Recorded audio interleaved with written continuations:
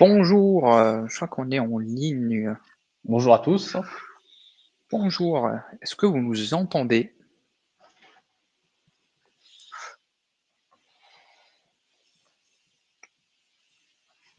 Vous C'est bien. avez un... Oui, magnifique. Oui, oui, parfait. Merci Idir, bonjour Idir, bonjour Bertrand, bonjour Thomas, bonjour Adrien, bonjour Florian.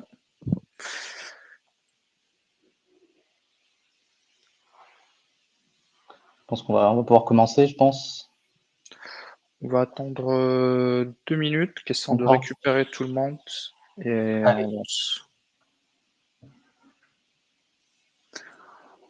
Bonjour, bonjour à tous, bonjour Jean-François.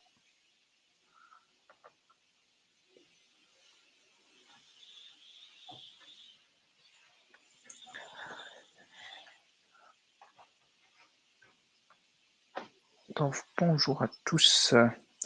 On se lance dans 1 minute, qui sont juste on a déjà une vingtaine de personnes qui sont en ligne.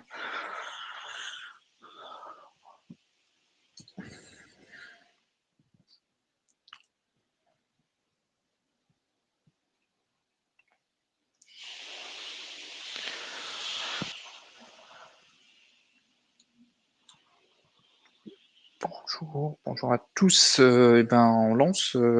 T'es prêt, Suhail? Allez, on peut commencer. Eh ben, parfait. Eh ben, bonjour encore une fois et bienvenue sur ce nouveau webinaire proposé par Télis, euh, que je vais co-animer avec Suhail. Moi, c'est Hamza, je suis consultant AMOA et business analyst slash chef de projet chez Télis. Et je te Ah. laisse te présenter, Sohail. Allez, bonjour, moi je suis Soel Zerdomi, donc je suis lead tech chez la société BA Lab et j'accompagne Hamza au cours de ce webinaire. Parfait, merci. Et donc, l'intitulé de ce webinaire, c'est l'utilisation de l'IA pour initier la rétrodocumentation. L'idée, ce n'est pas de faire un cours théorique sur l'utilisation de l'IA pour la rétrodocumentation, mais c'est plus d'aller sur un cas pratique qu'on a eu chez Télis et de vous faire notre retour d'expérience par rapport à ce sujet. Avant juste de rentrer un petit point technique pour l'utilisation de WebIQ, je crois que certains l'ont déjà utilisé. Il y a l'onglet chat en haut à droite qui vous permet de poser vos questions. Et donc n'hésitez pas, on va essayer de traiter toutes les questions. Il y a un sondage qui va se lancer juste après. C'est un sondage général pour savoir quelles sont vos difficultés aujourd'hui par rapport à ce sujet. Ça nous permettra à peu près d'orienter notre présentation dans le sens de vos réponses.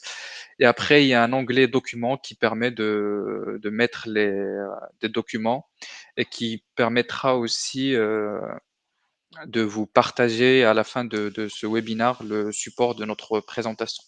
Donc, ça sera disponible aujourd'hui sur la plateforme.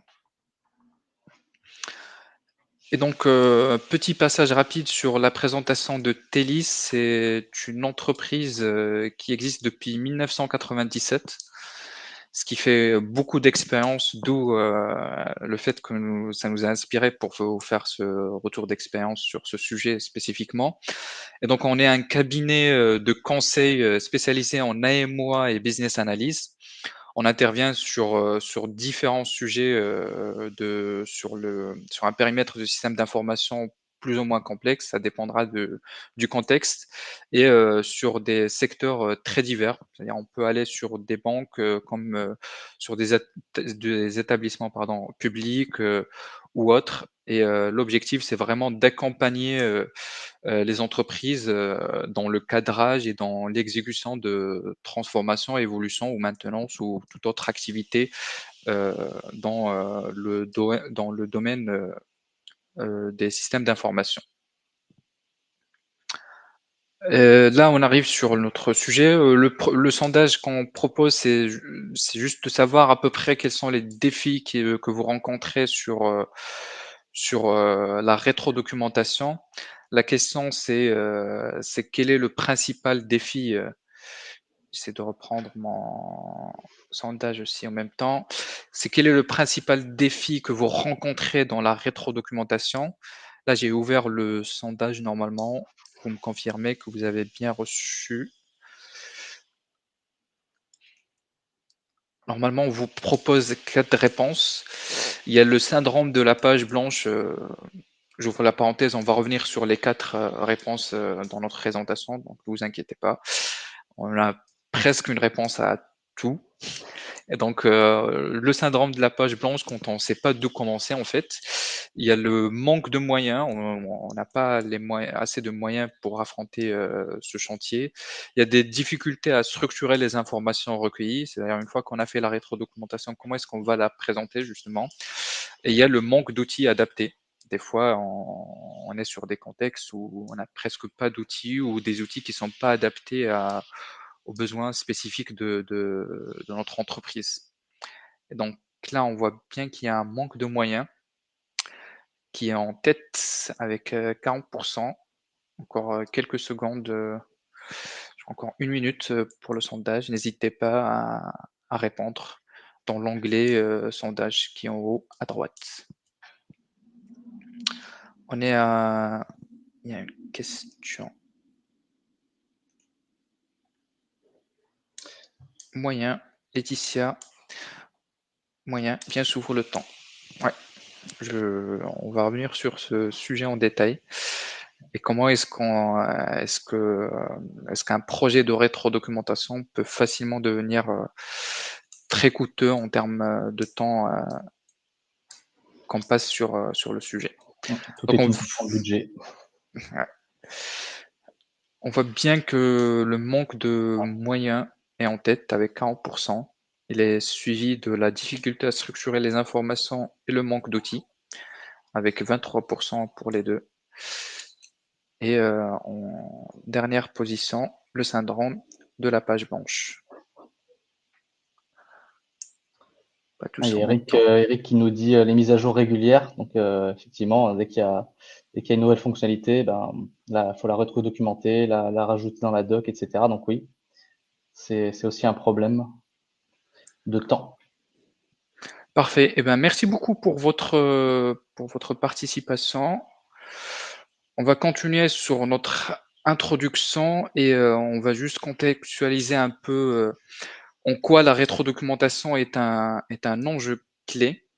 Donc, avant de rentrer dans le vif du sujet, je vous propose qu'on se pose un peu le décor de ce qu'on vit sur le terrain, de ce qu'on a eu comme retour d'expérience et ce qu'on a vécu aussi, que ce soit Sohail ou moi. Et donc, la première chose qu'on constate, c'est vraiment que l'information est dispersée.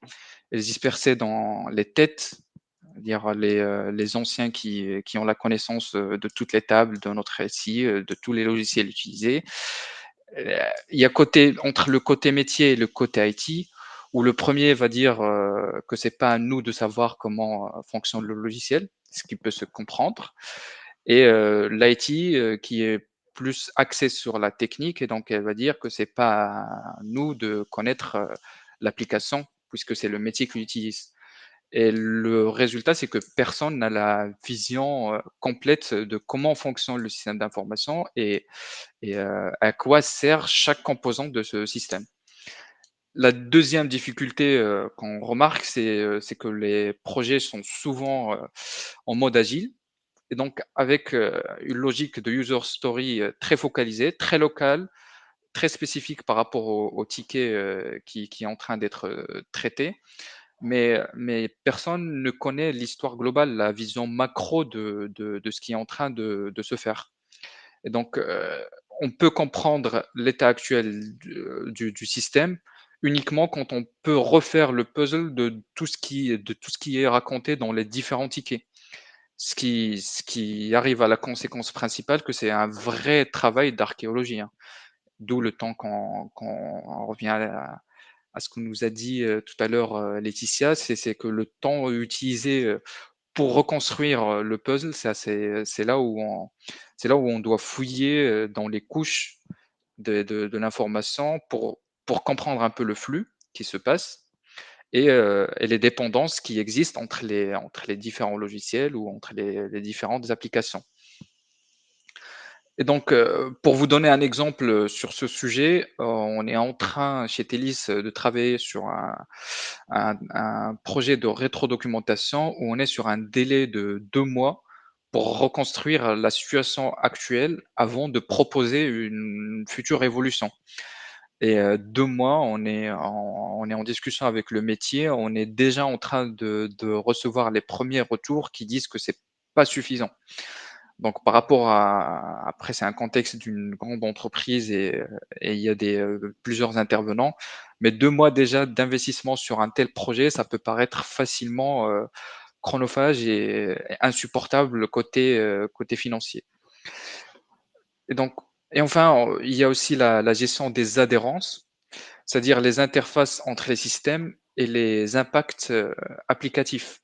Des fois, on touche à un logiciel, qui peut paraître, facile, dans un périmètre métier, mais en fait derrière c'est un effet domino où, tout le reste est impacté par ce changement, par cette évolution.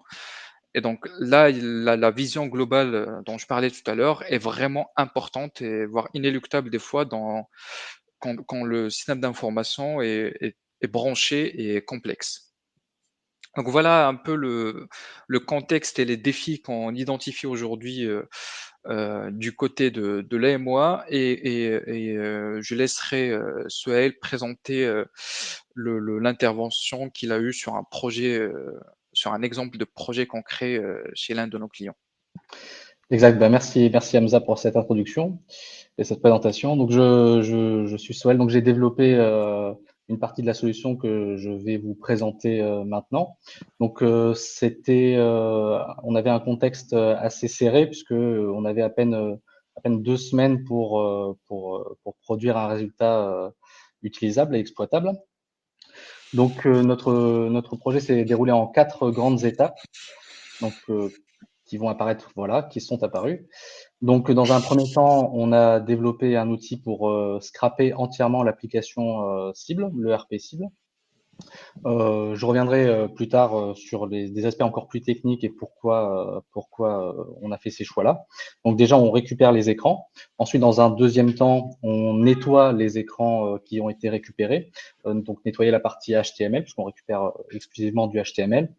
Et enfin, cette partie qui a été récupérée, on va la prompter dans des IA, faire du prompt engineering pour essayer de trouver la meilleure sortie possible. Et une fois que l'IA nous a donné un résultat, eh ben, finalement, on l'a fourni au métier qui nous donne son retour là-dessus et qui va finir par l'ajuster. L'ajuster au plus proche de ce qu'était finalement l'écran. Est-ce que l'IA a bien compris ce qu'on lui a donné à manger? Et si ça n'allait pas, eh ben c'est simple, on repartait à l'étape numéro 1 et on itérait comme ça petit à petit jusqu'à avoir un résultat plus qu'acceptable pour le temps imparti.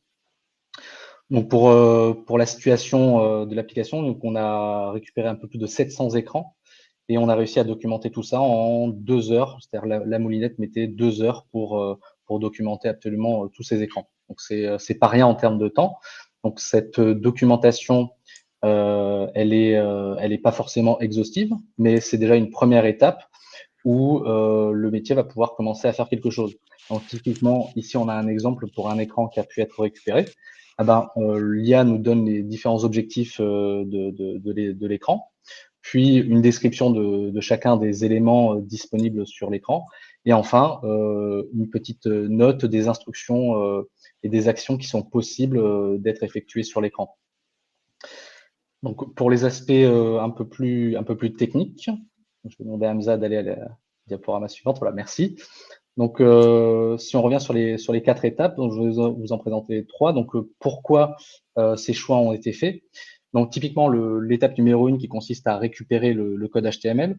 On pourrait se dire, mais ouais, mais pourquoi vous n'avez pas juste récupéré des images et les images des écrans et vous les avez pas donné à manger aux IA? En fait, de notre point de vue, le code porte beaucoup plus d'informations.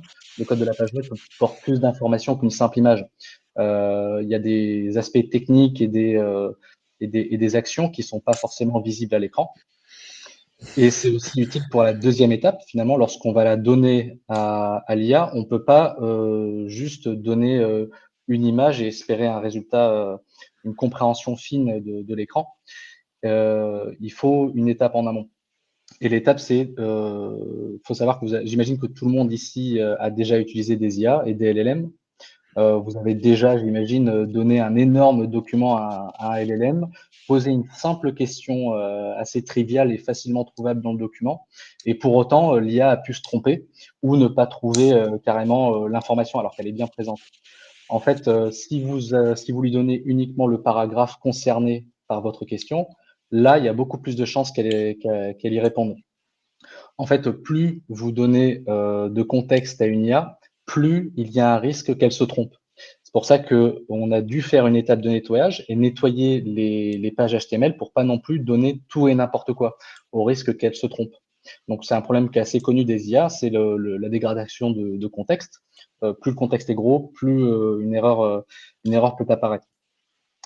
Et, euh, et enfin, une fois que tout ça s'est bien déroulé, eh ben, on a fait des allers-retours de prompting, d'engineering, etc. avec le métier jusqu'à ce que le résultat lui convienne. Pardon. Voilà. Donc, merci Hamza. Merci Suhail. Donc avant de passer à l'analyse critique, je vais essayer de répondre aux questions de Bertrand et d'Eric. La question de Bertrand, mais quel est le but exact de cette rétrodocumentation? Faut faire une documentation globale sur un ensemble de logiciels à partir de leur code source et en quel langage de programmation. Donc, je vais commencer par la fin. Le langage de programmation, c'était en fait, ce qu'on a récupéré, tu me corriges si je dis des bêtises, Sohail, ce qu'on a récupéré sur les écrans, c'est du code HTML. Donc, C'est ça. le traitement a été fait sur du code HTML parce que l'application est branchée sur le web, mais on peut justement imaginer, peu importe le langage utilisé, je crois, c'est pas vraiment la difficulté, c'est pas une difficulté de langage. Après, le but exact, en fait, le contexte, c'est une nécessité de comprendre les différents, parce que c'était ça en fait le contexte du client, c'est de comprendre les différents écrans pour travailler ensuite sur des évolutions, sur de grosses évolutions, et donc déjà de comprendre l'existant. C'était vraiment l'objectif, si on veut dire ça, global ou stratégique de toute notre intervention c'est chez ce client.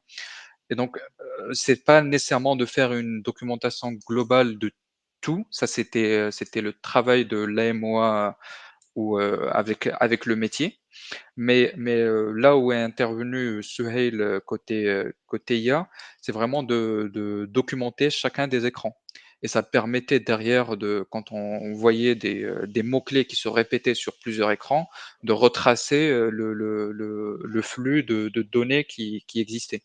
En plus, c'est pour ça qu'on a choisi dans le titre avec Suhail de mettre initié, parce qu'on est conscient de ce que c'est une vraie rétro-documentation. Donc, l'objectif, c'est vraiment, il n'y a pas de solution magique. On va pas vendre de solution magique, alors qu'on sait tous et toutes que ce n'est pas avec l'IA qu'on va, au moins pas pour le moment, qu'on va rétro-documenter tout un système d'information aujourd'hui, surtout si c'est complexe.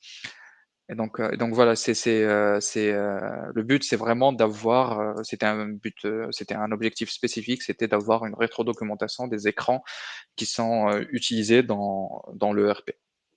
Donc oui, comme le dit Eric, le HTML ne décrit pas les règles de gestion, mais ça, on en était conscient dès l'origine. C'est une des limites de cette approche. Il aurait fallu effectivement avoir le code source derrière, derrière les API, etc., ou derrière la partie serveur. Mais là, c'était vraiment sur la partie déjà visuelle, interface utilisateur. On peut déjà commencer à récupérer de l'information de manière automatique. On n'a pas besoin d'aller déjà trifouiller dans le code source exact. La partie front apporte déjà de l'information. Et donc dans le même, je continue, pardon, sur les questions pour les applications sans contexte. Justement, je vais arrêter mon teasing parce qu'on va justement avoir l'analyse critique où on va détailler tout ça, le web service pipeline, et cetera. Heu, Ulrich, pardon si je prononce mal le nom, c'est donc un doc plutôt orienté manuel utilisateur. Je ne dirais pas que c'est un manuel utilisateur parce que pour le manuel utilisateur, il faut quand même définir les règles. En fait, il y a une partie des règles de gestion qui est nécessaire pour un manuel utilisateur et il faut comprendre aussi, plus en détail le contexte de chacun des écrans. Là, on est vraiment sur, peut-être qu'on présentera après, dans les prochains webinars un retour d'expérience plus orienté sur les règles de gestion ou les manuels utilisateurs. On en a, donc on peut les présenter, mais là, on est vraiment sur l'initiation d'une rétrodocumentation. C'est vraiment de prendre un, un contexte qui nous paraissait plus global, plus commun entre les différents systèmes d'information pour montrer comment est-ce qu'on peut orienter l'utilisation de l'IA vers cette rétrodocumentation. Ok, parfait. Je crois que j'ai répondu à tout. OK. Donc je reviens sur, l'analyse, critique justement de ce qui a été fait, sur cet exemple et plus globalement sur l'utilisation de l'IA pour la rétrodocumentation. Déjà, côté positif, hein, les bénéfices, on voit clairement qu'il y a un gain en délai et en effort, qui est énorme. Les 2 heures, je parle pas du côté, recherche, je parle vraiment du temps où le code a tourné pour faire, la rétrodocumentation. C'était 2 heures pour 700 écrans. C'est énorme comme gain de temps et effort. Ça peut s'améliorer, ça sera plus ou moins, mais je crois qu'on est à 1/10 du temps utilisé manuellement, en moins. Donc, par rapport à la qualité et la cohérence de la documentation, une fois qu'on a défini à notre programme le format et la structure des wikis qu'on voulait, c'est-à-dire objectifs, et cetera, ben, en fait, on a quelque chose de cohérent. On n'a pas besoin à chaque fois d'aller chercher l'information, quelque part. En fait, on sait où est-ce que ça existe dès le début et donc on peut facilement aller retrouver toutes les informations qu'on cherchait. Après, il y a une flexibilité et une scalabilité. C'est justement le point de Eric et de Bertrand, c'est qu'en fait, là, ce qu'on a présenté dans ce webinaire, c'est vraiment, l'étape, je dirais 0 de ce qui a été fait ou de ce qui peut être fait et donc ensuite, on peut facilement imaginer, tout ce qu'on peut faire avec déjà le résultat de ce qui a été fait et comment est-ce qu'on peut le faire évoluer dans des contextes différents. Typiquement pour les pipelines, j'imagine qu'on peut récupérer les calls API qui se font entre les différentes applications, si on a accès au code bien sûr, et de voir quels sont les échanges qui existent entre les différents logiciels, par exemple. Après, je passe aux limites où bien sûr il y a une corrélation entre la qualité du code et la qualité du livrable final de notre rétrodocumentation. C'est-à-dire, tout simplement, un code qui est mal fait, ben, il sera mal rétrodocumenté, puisque c'est la source dans notre, dans notre, dans notre, dans notre traitement, pardon. Et, et en plus, il y a une nécessité de faire un nettoyage du code. Là, typiquement, sur le code HTML, il a fallu enlever les headers, par exemple, quand il y avait des listes, de bien nettoyer tout ça pour qu'il n'y ait pas de surévaluation ou de sous-évaluation de l'IA du code.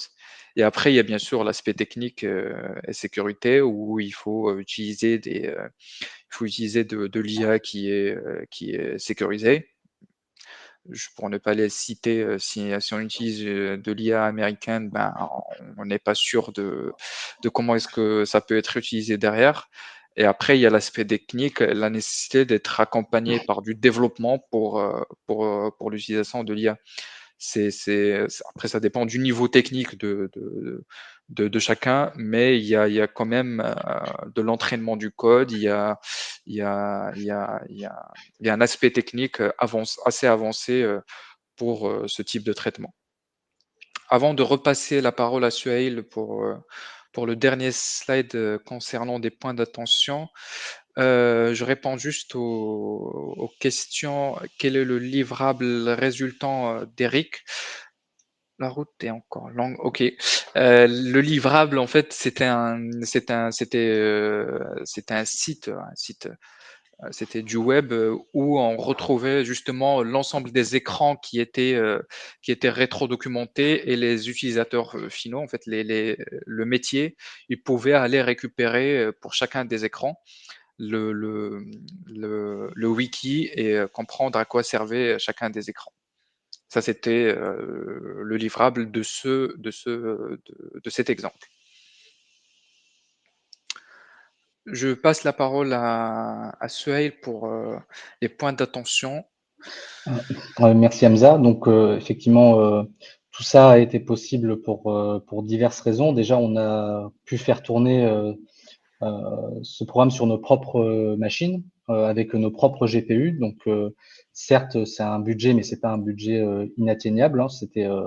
On avait investi, je crois, dans les environs de peut-être 40 ou 50 000 euros. Donc aujourd'hui, on a nos propres infrastructures de GPU. On a pu réussir aussi parce que bah, on avait le métier à côté, donc pour faire des allers-retours d'amélioration, c'était très pratique. Et enfin, faut savoir on a fait ce travail il y a à peu près 2 ans, donc avec des IA d'il y a 2 ans, avec des performances d'il y a 2 ans. Donc aujourd'hui, si nous avions à retravailler sur ce sujet-là avec les IA d'aujourd'hui, ça aurait été complètement différent, quoi. Meilleure compréhension du contexte, ça suit beaucoup mieux les règles, moins d'hallucinations, etc. Donc même la taille du contexte qui a été améliorée depuis. Donc il y a de belles pistes sur ce type de sujet. En tout cas, là, c'était sur la partie front. On a eu aussi d'autres travaux sur du code back Apex avec un autre client. Donc pour répondre à Eric, pardon. Donc ça peut marcher sur du back, mais ça nécessite quand même un travail en amont de nettoyage et de préparation, puisque là aussi, on peut pas donner tout et n'importe quoi à l'IA pour espérer avoir des règles de gestion et quelque chose d'exploitable. Voilà, j'espère que j'ai répondu. Hop, une autre. Il y a une question de Bertrand où vous êtes basé sur des tokens du code source. Oui, des tokens, bah, c'est les tokens du code HTML qu'on a donné après nettoyage. Oui, mais après l'Apex, il y a du front aussi pour l'Apex. Il y a la partie HTML, il y a du JS, etc. Et la communication entre les deux porte elle aussi des règles de gestion qui sont pas forcément dans le bac, quoi. Je crois qu'on va passer aux questions. Je crois que ça a déjà commencé. Voilà. Ok. Ben, merci beaucoup pour votre attention. Justement, on va continuer avec les questions. On est disponible pour répondre à toutes vos questions. N'hésitez pas, on est là pour ça. Donc, il y a Bertrand qui demande dans l'IA, vous utilisez des CNN. Non, c'est des modèles transformers, donc c'est les LLM les plus communs sur le traitement du langage. Là, pour le coup, on n'a pas utilisé des images d'écran pour répondre à Bertrand. C'est du code source HTML qu'on a utilisé. Donc, c'est des modèles de LLM qu'on a utilisé pour le coup.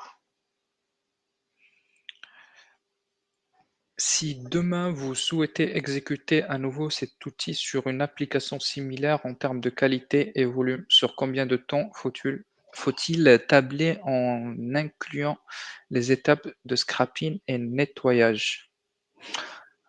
Bon, une fois que la base a été faite, c'est des ajustements. Donc, je m'aventurerai en disant 2 jours. 2 jours pour adapter, prendre en compte les contraintes spécifiques à l'application forcément. Mais ouais, 2 jours. Ce que j'allais rebondir. Après, il faut. Je crois que tu me corriges si je dis des bêtises, Souhail. Normalement, le ERP du client, il est assez simple et il n'y a pas de développement spécifique sur les interfaces. On a des champs, des champs basiques, c'est-à-dire, des champs, de saisie, des champs de select, et cetera et donc c'est vraiment ça le contexte, par rapport à l'estimation qu'a fait Sohail. Si c'est vraiment Mmh. le même contexte à 100, on est sur quelques jours pour la partie paramétrage et ajustement, à un autre logiciel. Après, bien sûr, si on s'aventure et on trouve d'autres contraintes, là, il faudra étudier plus en détail le logiciel en question. Le Dragos, le tool IA est propre à votre entreprise ou il est disponible publiquement? Non, il est propre à notre entreprise, on l'a développé en interne. En fait, Telis a, je crois, investi, je crois depuis 10 ans. Je crois que notre président Louardi Messaï a depuis 10 ans eu cette révélation de prendre les sujets IA au sérieux et de lancer des développements en R&D aussi sur certains sujets, dont le fait qu'on répond aujourd'hui avec l'IA sur certaines problématiques du terrain. Et on a éventuellement 2 outils que moi, par exemple, autant KMOA, j'utilise dans mon quotidien qui sont SyntDoc et SyntTest. Le SyntDoc, on l'utilise plus pour le cadrage et la formulation des besoins métiers. Il y a un webinar, si je dis pas de bêtises, spécifique qui explique comment c'est fait, sinon on refera un autre après. Et il y a SyntTest qui est utilisé pour l'automatisation des tests que font le métier normalement avec un langage naturel.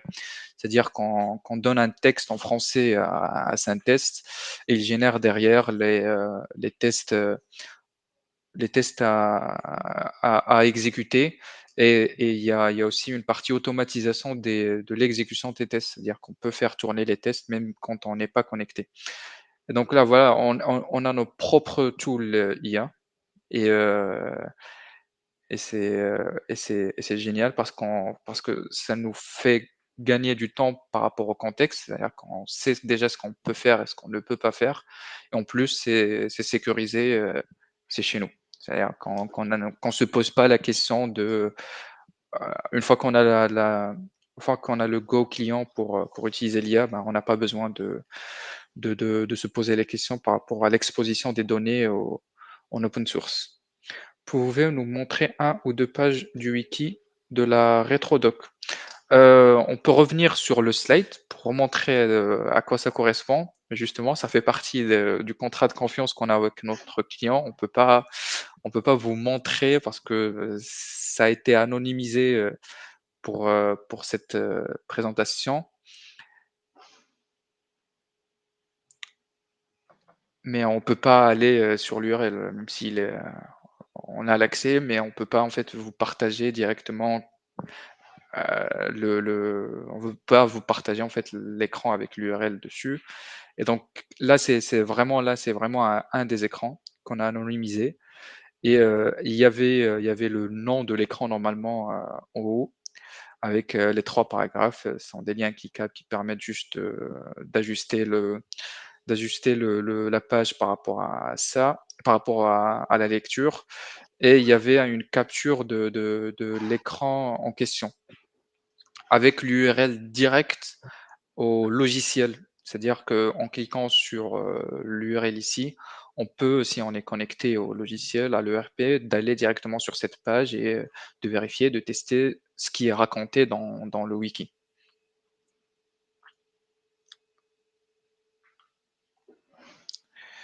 Est-ce que vous sortez un graphe de navigation? Je ne crois pas, mais Non, Je crois pas que ça a été formulé dans la demande client. Encore une fois, hein, c'est vraiment un webinar qui est axé sur l'initiation de la documentation. Je crois qu'il fallait garder, c'est de la préparation du webinar. Je crois qu'il fallait garder le slide pour dire qu'on va pas parler des règles de gestion et des guides utilisateurs. On l'a enlevé à la dernière minute, mais oui, on fera un prochain webinar, on va voir en interne pour le programmer très prochainement pour faire puisque le sujet, vous intéresse et il est intéressant sur comment est-ce qu'on peut, utiliser l'IA pour repérer des règles de gestion ou faire des guides utilisateurs, dans des contextes, encore une fois concrets, hein. L'objectif, c'est vraiment de faire le retour d'expérience, et pas d'aller sur de la théorie. Est-ce que sur 700 pages, ce serait intéressant. Mmh, c'est vrai. Je Pour ne le peux coup, que confirmer, Eric. de mémoire sur les 700 écrans, il y en avait plus de la moitié qui étaient disponibles dans le menu principal. Donc, le résultat aurait été, ouais. Ouais. Les Donc, cinématiques d'écran donnent de l'information, en tout cas, ça c'est sûr. Donc, si une IA connaît les cinématiques, elle peut tirer plus d'informations dans sa qualité de résultat, oui.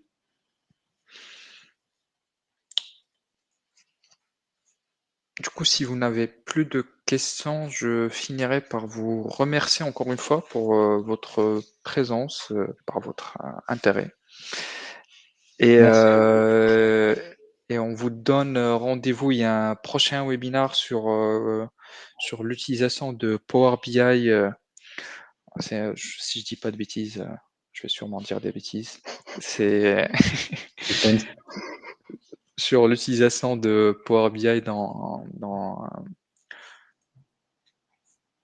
des analyses et des automatisations, simplifier le suivi de l'activité de vos équipes, qui sera présenté le 15 avril, même heure, midi 45. Donc n'hésitez pas à vous inscrire. C'est préparé par une collègue, par deux collègues en fait. Et sinon, je vous dis encore une fois merci beaucoup et à très bientôt. Merci à tous, bonne journée à vous et à bientôt. Merci, au revoir.